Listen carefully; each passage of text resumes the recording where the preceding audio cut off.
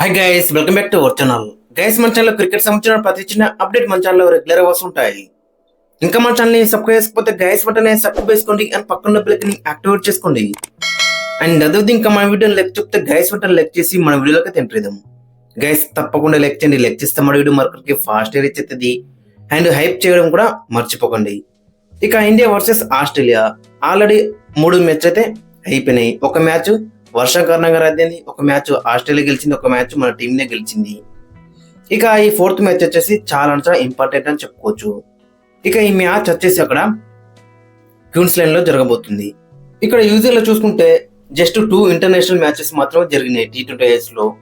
So దాంట్లో 2 మ్యాచ్ల్లో ఒకసారి ఫస్ట్ బ్యాటింగ్ వేసి గెలిచిలు, ఒకసారి సెకండ్ బ్యాటింగ్ వేసి అయితే గెలిచిలు. ఆవరేజ్ ఫస్ట్ ఇన్నింగ్స్ స్కోర్ చూసుకుంటే 126 మాత్రం ఉంది.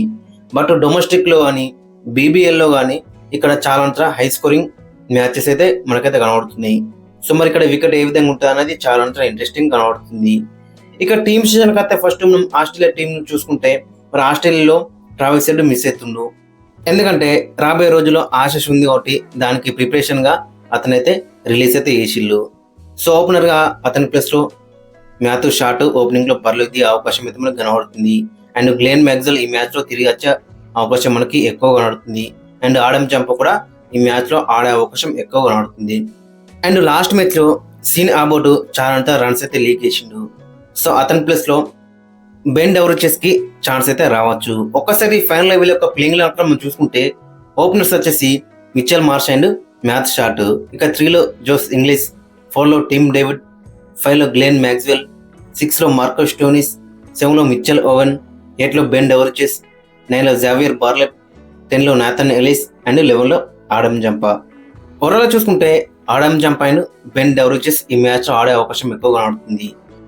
ఇక మరోవైపు మన టీమిండియాలో చూసుకుంటే మరి ఖచ్చితంగా ఒక కీలకమైన భారీ మార్పు ఉండే అవకాశం అయితే మనకి ఎక్కువ కనబడుతుంది.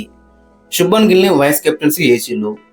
బట్ అతను చాలా డిసప్పాయింట్మెంట్ అయితే చేస్తున్నాడు. లాస్ట్ 10 T20 మ్యాచెస్ లో చూసుకుంటే అతని పర్ఫార్మెన్స్ ఒక్క 50 కూడా లేదు. సో కాబట్టి అక్కడ మరి శుభ్మన్ గిల్ ప్లేస్ లో సంజు శాంసన్ కి ఛాన్స్ ఇచ్చే అవకాశం అయితే మనకి ఎక్కువగా నడుతుంది. And already South Africa test series కి అయితే స్కోర్ అయితే ప్రకటించిల్లు. సో కాబట్టి మరి ఇతనికి రెస్ట్ ఇచ్చి సంజు శాంసన్ కి అవకాశం ఇస్తే బెటర్ అయితే ఉంటుంది. యాజ్ ఏ ఓపెనర్ గా మరి ఒక మార్పు చేసే అవకాశం అయితే మనకి ఎక్కువగా కనబడుతుంది. అక్కడ శుభ్మన్ గిల్ పర్ఫార్మెన్స్ మనకైతే కనబడతలేదు. లాస్ట్ 10 మ్యాచెస్ లో టూ మచ్ డిసప్పాయింట్ అయితే కనబడుతుంది. మరోవైపు సంజు శాంసన్ ఓపెనర్ గా చాలా మంచి రికార్డ్స్ ఉన్నాయని చెప్పుకోవచ్చు. 3 సెంచర్లు అయితే ఉన్నాయని చెప్పుకోవచ్చు ఓపెనర్ గా.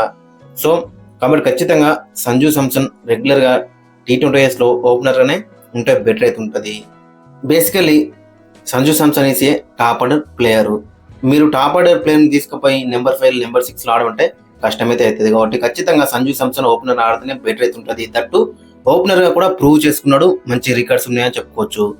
సో కాబట్టి ఖచ్చితంగా ఈ 4th మ్యాచ్ లో సంజు శాంసన్ ఓపెనర్ గా ఆడే అవకాశం అయితే మనకి ఎక్కువ కనబడుతుంది. ఇక మరొక మార్పు వచ్చేసి నితీష్ కుమార్ రెడ్డి కూడా తిరిగి వచ్చిండు. ఫస్ట్ 3 మ్యాచ్ లో ఇంజూర్ కారణంగా మిస్ అయిండు. 4th అండ్ 5th మ్యాచ్ కి అయితే అందుబాటులో అయితే ఉంటాడు. ఆయన ప్లేయింగ్ లెవెల్ లో కూడా ఆడే అవకాశం మనకి ఎక్కువ కనబడుతుంది. మరి ఎవరి ప్లేస్ లో ఆడతారంటే అక్కడ శివన్ దుబే ప్లేస్ లో ఆడే ఛాన్స్ అయితే మనకి ఎక్కువ కనబడుతుంది. సో ఈ 2 మార్పులు చేసే అవకాశం అయితే మనకి ఎక్కువ కనబడుతుంది. అండ్ అక్కడ చూసుకుంటే అభిషేక్ శర్మ దగ్గర నుంచి కూడా ఈ మ్యాచ్ కూడా బిగ్ ఇన్నింగ్స్ అయితే ఎక్స్పెక్ట్ చేస్తున్నాం. అండ్ మెయిన్ గా చూసుకుంటే కెప్టెన్ సూర్యకుమార్ యాదవ్ దగ్గర కూడా ఒక మంచి ఇన్నింగ్స్ అయితే ఎక్స్పెక్ట్ చేస్తున్నాం. గతంలో మనం చూసినాం సూర్యకుమార్ యాదవ్ మరి ఎలాంటి నాక్స్ ఆడేవాడు. సో అలాంటి నాకైతే ఈ మ్యాచ్ లో ఎక్స్పెక్ట్ అయితే చేస్తున్నాం. మరి ఏ విధంగా రాడుతున్నది ఇంట్రెస్టింగ్ కనబడుతుంది. అండ్ తిలక్ వర్మ దగ్గర నుంచి కూడా ఈ సిరీస్ లో ఒక మంచి నాకైతే రాలేదు. సో కాబట్టి అతని దగ్గర నుంచి కూడా ఒక మంచి ఇంపాక్ట్ఫుల్ ఇన్నింగ్స్ అయితే ఎక్స్పెక్ట్ చేస్తున్నాం. ఇక బౌలింగ్ లో బుమ్రా, హర్షదీప్ సింగ్, వరుణ్ చక్రవర్తి దగ్గర నుంచి కూడా క్రూషియల్ వికెట్స్ అయితే ఎక్స్పెక్ట్ చేస్తున్నాం.